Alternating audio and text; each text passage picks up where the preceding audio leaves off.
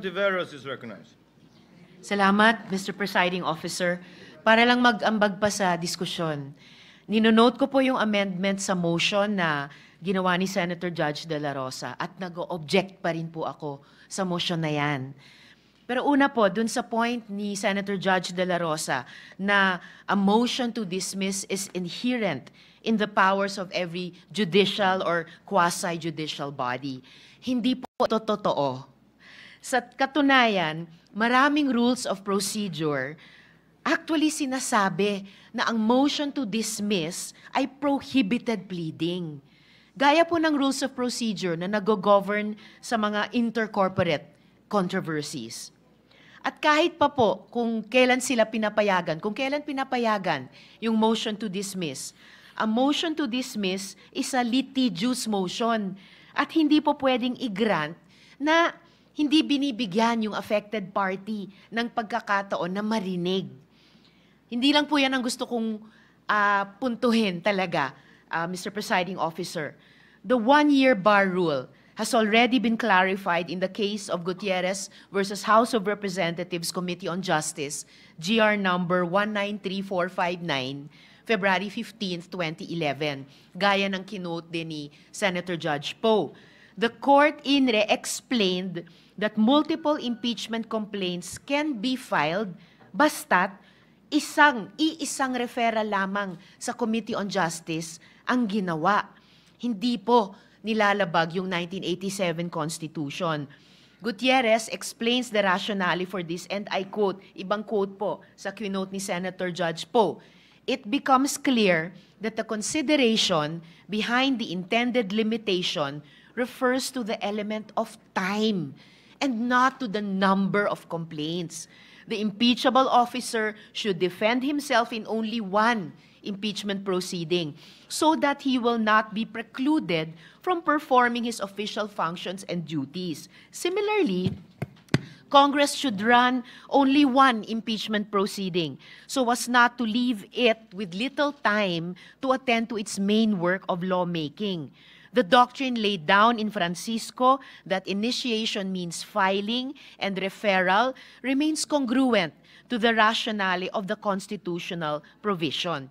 At sa ating sirkumstansya, Mr. Presiding Officer, iisa lang ang impeachment case na kasalukuyang dinidinig. At precisely, arguments for or against should not be debated by us alone. Kaya nga po't inuulit ko yung posisyon ko na respetuhin natin ang due process at bigyan yung parties ng oportunidad madinig at oras, panahon, isumite yung comments sa isyung ito.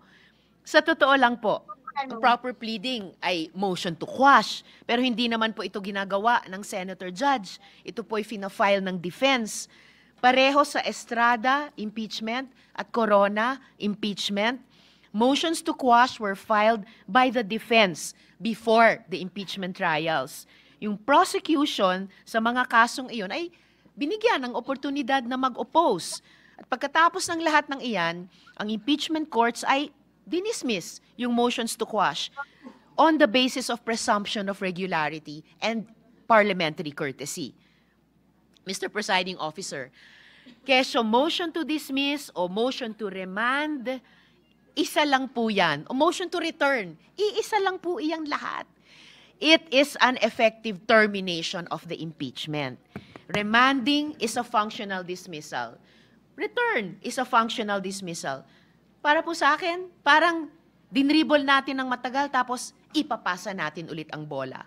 Hindi po kailangang ibalik ang articles of impeachment sa House of Representatives para hingin ang sagot nila sa isyung ito. Kailangan lang po silang hingan ng komento. Asking the defense to comment fulfills this. Payagan lang natin sila mag-submit ng compliance. That's it. Salamat po, Mr. Presiding Officer. Before recognizing Senators Bato, Senator Judges Bato, Tolentino, and Gatchalian, Chair would like to respond in the hope of giving clarity to some of the points raised by Senator Judge Ontiveros. The Chair agrees that this is with the point that an order should be made for them to submit compliance. And the chair views this motion as having that effect. Because as the chair said earlier, the presiding officer said earlier, this will not and does not constitute a dismissal, because afterwards, after we settle this issue, and I think Senator Judge Cayetano also clarified that, the same is true with Senator Judge Villanueva, this is in no way a dismissal, because we will be issuing summons after this, as stated by the chair already earlier. I think it would be a mischaracterization as to the intent of the court, that is the desired effect.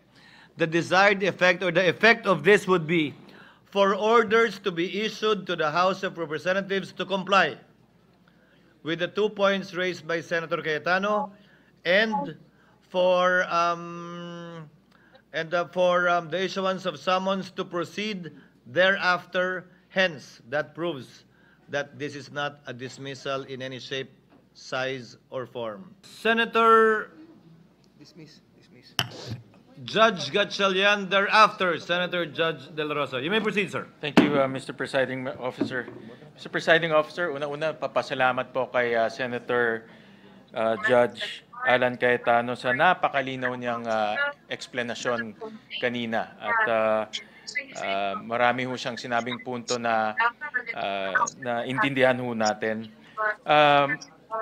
Pero Mr. Presiding Officer, sa pagkaintindi ko, kung hindi naman po makakadelay ang pagre-remand, bakit hindi na lang ho natin ituloy yung trial proper at doon na ho natin pag-usapan ho to? Ako ho, hindi naman ako nag-o-object sa remand. No? Hindi rin ako nag-o-object sa dismiss kung maganda po yung argumento. Pero nakikita ko, ilalabas rin ho to ng defense team sa kanilang presentation. At dito ho natin makikita mabuti yung ebidensya, yung argumento, at maririnig rin ho natin sa kabila, sa prosecution team, kung ano yung kanilang argumento. Dahil kung ito ay ibabalik ho natin by remanding, I'm sure isa-certify rin ho nila na ito ay constitutionally sound. No? So doon na lang ho natin sana pakinggan sa trial proper dahil magkakaroon ho tayo ng oportunidad na tanungin ho sila. Magkakaroon ho tayo ng oportunidad na diretsang matanong ho sila at kausapin. Kaya nakikita ko ho na by entering into this trial proper, mas magiging transparent, mas magiging fair, at higit sa lahat, ang due process ho, ma-exercise ho natin. Pero naintindihan ko po yung explanation ho ni Senator Judge Alan Cayetano. Pero para sa akin po, ulitin ko, ito po para sa akin ay premature na pag-usapan ho ngayon dahil hindi pa ho natin nakikita yung dokumento. At mas maganda ho na mabigyan po ng oportunidad both sides, the prosecution and the defense, na ipakita yung kanilang mga argumento. Maraming salamat, Mr. President. Thank you. After Senator